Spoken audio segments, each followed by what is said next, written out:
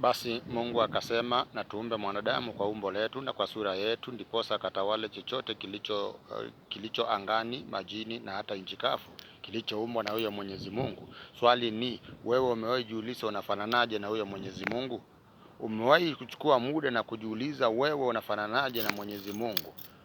Ni kana kwamba unafanana na Mwenyezi Mungu katika una mamlaka juu ya maisha yako, una mamlaka hapa ulimwenguni kama vile huyo Mwenyezi Mungu aliye na mamlaka.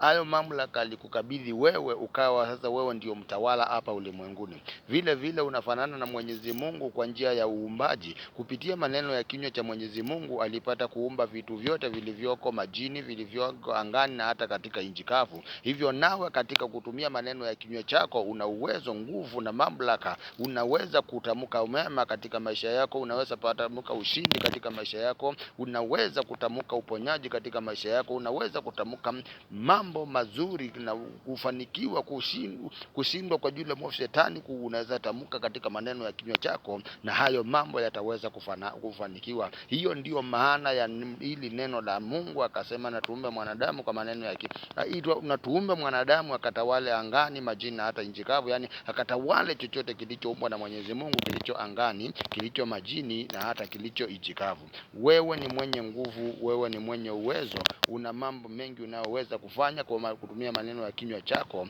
na ukaweza kupata kushinda.